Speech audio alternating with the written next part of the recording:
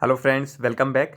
तो फ्रेंड्स, जैसा कि आप लोग जानते हैं कि हम यूपी के इलेक्शन को अंडरस्टैंड करने की एक सीरीज़ चला रहे हैं, जिसमें हम जानना चाहते हैं कि डिफरेंट डिफरेंट बॉडीज़ क्या होती हैं और किस तरीके से किस बॉडी पर इलेक्शन होता है। जो फर्स्ट वीडियो था, हमने उसमें एक प्रोसेस जान लिया था कि भाई किस तरीके से आगे का प्रोसेस जो होगा वो कवर्ड होगा, किस तरीके से बॉडीज़ होती हैं। एक शॉर्ट वीडियो में हमने वो सब चीज़ें कवर्ड कर ली थी। ठीक है, आज हम इस वीडियो में आपका जो कंसिडर करके लेके चलेंगे वो होता है फ्रेंड्स एमएलए। थोड़ा सा ब्रीफ मैंने आपको पिछली बार भी बताया था, बट इसमें अब हम डिटेल में बता देंगे। ये जो आर्टिकल है कॉन्स्टिट्यूशन का 170, वो गवर्न करता है क्या होता है मेंबर्स ऑफ लेजिस्लेटिव असेंबली। ठीक है, इसके जो मेंबर्स होते हैं फ्रेंड्स वो डायरेक्टली इलेक्ट होते हैं। ठीक है ना। अब सर, ये डायरेक्टली इलेक्ट का क्या मतलब होता है? डायरेक्टली इलेक्ट का मतलब क्या होता है फ्रेंड, जो जिसमें आप लोग सब वोट देने जाते हैं और आप अपना जो रिप्रेजेंटेटिव है उसको चुनते हैं। ठीक है, इसको क्या हम बोलते हैं? Direct elective. ठीक है, चलिए। अब जब आपने फ्रेंड्स एमएलए का जो इलेक्शन होने जा रहा है यूपी में 2022 में, ठीक है ना, तो अब मान लीजिए आपने मिस्टर एक्स को आपने चुन लिया। ठीक है ना, अमंग बहुत सारे कि भाई वाई जेड है, आपने एक्स को चुन लिया। तो ये कब तक रहेंगे? तो फ्रेंड्स, इनका जो टेन्योर होता है ये कब तक रहते हैं? ये 5 साल तक रहते हैं। और कौन से लोग वोट दे सकते हैं इसमें? जो कि 18 या 18 साल से ज़्यादा के हैं वो वोट दे सकते हैं। अब ये जो इसके लिए डेट ऑफ क्या देखी जाएगी कि भाई 18 साल के लिए डेट है, तो फ्रेंड्स ये इलेक्शन कमीशन ने नोटिफाई कर दी है कि अगर आप 1 जनवरी 2022 को 18 साल के अगर आप हो गए हैं तो आप वोट दे सकते हैं। ठीक है, उसके लिए अब आपको क्या करना होगा? वैसे तो आपको वोटर आईडी कार्ड वगैरह बनाना होगा, बट अगर आपको रिक्वायरमेंट लगती है कि सर उसके लिए क्या रिक्वायरमेंट है, किस पे हम फ़ोन करके अपना ये सब चीज़ें कर सकते हैं, कोई साइट है क्या, कोई ऑनलाइन तरीका है क्या, कोई एप्लीकेशन के तरीका है, तो फिर मैं उसके लिए एक अलग से वीडियो आपके लिए ला दूंगा। आपकी रिक्वेस्ट पर आप कमेंट करके बता दीजिएगा। ठीक है, चलिए अब हम नेक्स्ट बात कर लेते हैं। तो जब ये मैंने आपको बताया कि ये 5 साल के लिए होती है, 18 साल से ज़्यादा का पर्सन वोट दे सकता है। तो अब सर जैसे यूपी तो सर इतना बड़ा है, ठीक है ना। अब यूपी इतना बड़ा है तो उसके अंदर सर कितनी सीट्स होनी चाहिए? तो फ्रेंड्स, ये भी कॉन्स्टिट्यूशन ने बता रखा है। क्या कॉन्स्टिट्यूशन ने बता रखा है कि भाई जो भी एक स्टेट है उसमें कम से कम मिनिमम 50 और मैक्सिमम कितनी होनी चाहिए? 500। इससे ज़्यादा सीट्स नहीं हो सकती। अब फ्रेंड्स देखिए, कहीं ना कहीं अब हमारे को चीज़ें समझ में आएंगी कि भाई अगर यूपी में 403 सीट्स हैं, ठीक है ना फ्रेंड्स, ये 403 मैं आपको इलेक्टेड वाली बता रहा हूँ, जबकि एक जो है गवर्नर भी नॉमिनेट कर सकता है। तो अगर आप टोटल कंसीडर करके चलेंगे तो 404 हैं, और अगर इलेक्शन की वाली की बात करेंगे चलेंगे तो 403 है। ठीक है, ये भी आपको चीज़ें समझ में आनी चाहिए कि भाई कि वैसे तो 404 सीट है, इलेक्शन 403 पर क्यों हो रहा है, एक पर क्यों नहीं हो रहा? तो ये सब बातें पता होनी चाहिए। और फिर अगर 403 है तो क्या ये हमारे संविधान ने बोला हुआ है, क्या संविधान के अंदर ये सारी चीज़ें गवर्न हो रही हैं? तो फ्रेंड्स, जब आप ये सब चीज़ें देखेंगे तो कहीं ना कहीं आपको न्यूज़पेपर, कहीं ना कहीं आपको न्यूज़, वो सारी चीज़ें भी समझ में आएंगी। तो ठीक है, अब आप देख रहे हैं कि भाई मिनिमम 50, तो ये क्राइटेरिया फुलफिल है। 403 50 से ज़्यादा है, और मैक्सिमम 500, 500 से ज़्यादा नहीं हो सकती, तो ये 500 से कम है। तो कहीं ना कहीं अगर हम देखें तो यो इसको हम क्या बोलते हैं? कॉन्स्टिट्यूएंसीज बोलते हैं। ठीक है ना, तो जो 403 कॉन्स्टिट्यूएंसीज हैं वो बिल्कुल लीगली वैलिड है। ठीक है, चलिए अगर अब हम बात करके चलें तो अब फ्रेंड्स, आप लोग क्या होता है, आप लोग थोड़ा सा कंफ्यूज कर जाते हैं कि सर अब देखिए विधानसभा और विधान परिषद, ठीक है ना। विधान परिषद के लिए मैं आपको अलग से बता दूंगा, कोई इशू नहीं है। ये विधानसभा की बात चल रही है, जिसको हम क्या बोलते हैं? Members of legislative assembly.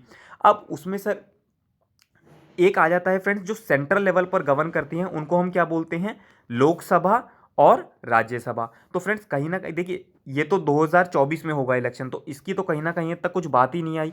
तो हमारे को इससे कंफ्यूज नहीं करना है कि भाई विधानसभा, विधान परिषद, लोकसभा, लोक राज्यसभा, किसमें कहाँ क्या गवर्न कर रहा है, कुछ समझ में नहीं आ रहा। तो फ्रेंड्स, आप सिंपल तरीके से करिए, स्टेट लेवल पर विधानसभा, विधान परिषद होती है। हाँ, इसमें मैं आपको एक चीज़ और बता दूंगा, ये बहुत आपके लिए जानना अच्छा होगा, या फिर मैं उसको विधान परिषद में भी कंसिडर कर सकता हूँ कि ये जो विधानसभा और विधान परिषद है फ्रेंड्स, इसको हम क्या बोलते हैं?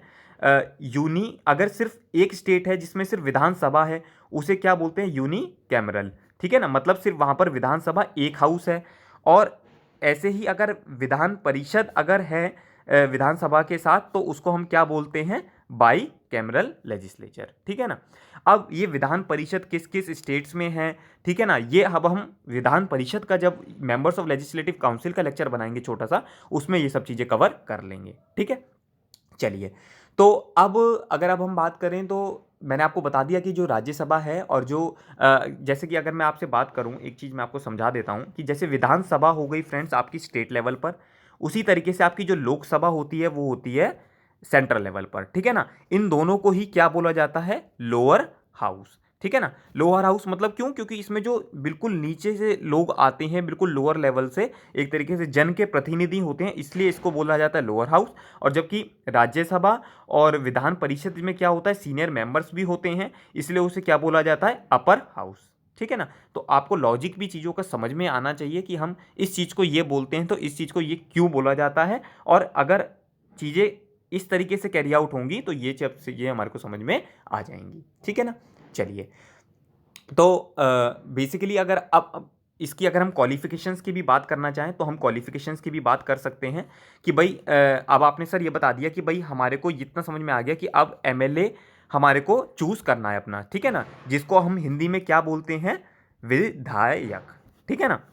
अब जब आपको पता चलेगा कि अच्छा ये विधायक के इलेक्शन है, तो अब आपको ये सब चीज़ें समझ में आएंगी। अब सर ठीक है, तो क्वालिफिकेशन इसकी क्या है, तो फ्रेंड देखिए मैं ज़्यादा आपको नहीं बताऊंगा कि ये क्वालिफिकेशन किस आर्टिकल में मेंशन कर रखी है, आप चाहें तो सर्च कर भी सकते हैं, बट कॉन्स्टिट्यूशन के आर्टिकल का मैं बॉम्बारमेंट ना करके आपके ऊपर आपको सिंपल लैंग्वेज में बताऊं कि जब भी आप चीज़ें देखेंगे तो आपको वो चीज़ें समझ में आएंगी। पहली चीज़ कि वो जो है वो सिटीज़न होना चाहिए हमारी कंट्री का, ठीक है। अब आप देख सकते हैं कि जो भी आपका विधायक मेंबर ऑफ लेजिस्लेटिव असेंबली बनेगा वो आपका सिटीजन होगा। दूसरी चीज़ क्या होगी फ्रेंड्स, जो भी मतलब पर्सन है वो एटलीस्ट 25 ईयर्स का होना चाहिए, ठीक है ना। 25 या 25 से ज़्यादा का मतलब अगर कोई 24 साल का पर्सन को आप एमएलए बनाना चाहेंगे तो क्या ये पॉसिबल है, ये पॉसिबल नहीं है। तो आप इस चीज़ का भी ध्यान में रखेंगे। देखिए, जब अभी मैं आपसे मेंबर्स ऑफ लेजिस्लेटिव असेंबली की बात कर रहा हूँ इसलिए मैंने यहाँ पर 25 ईयर्स की एज करा है, बट जब मैं एमएलसी की बात करूंगा आपसे, जिसको हम क्या बोलते हैं, विधान परिषद, तो यहाँ ये सब चेंज हो सकता है, इसलिए मैं अभी आपको उसकी एज ना बताकर यहाँ पर कंफ्यूज नहीं करूंगा, ठीक है। दूसरी चीज़, तीसरी चीज़ कि सर क्या कोई पढ़ाई लिखाई की भी रिक्वायरमेंट है, ठीक है ना, कि भाई क्या इन्हें पढ़ा लिखा होने की ज़रूरत है फ्रेंड्स। तो देखिए क्वालिफिकेशन के लिए कुछ भी नहीं कहा गया यहाँ पर, कॉन्स्टिट्यूशन में कहा गया है कि जो क्वालिफिकेशन है जो भी पार्लियामेंट डिसाइड करेगी टाइमली बेसिस पर, टाइम टू टाइम बेसिस पर वो क्वालिफिकेशन कैरी आउट हो जाएगी, ठीक है।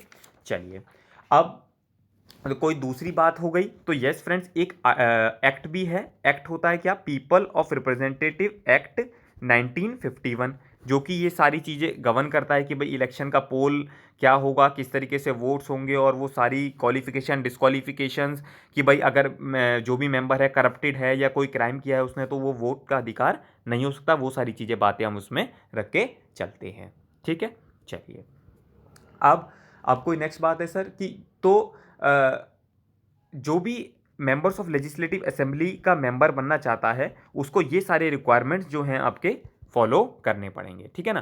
कि भाई कुछ ऐसे ऑफेंस दे रखे हैं जिसमें उसको सज़ा नहीं होनी चाहिए 2 साल के लिए भी, तो अगर हो गई है तो उसको आप डिस्क्वालीफाई कर देंगे, बट उसको कन्विक्शन हो जाना चाहिए। बट अगर उन्होंने अपील कर दी है तो फिर वो कन्विक्शन नहीं माना जाएगा, उनको रिलैक्सेशन दे दी जाएगा। बट इस चीज़ को भी सुप्रीम कोर्ट ने स्ट्रक डाउन कर दिया है।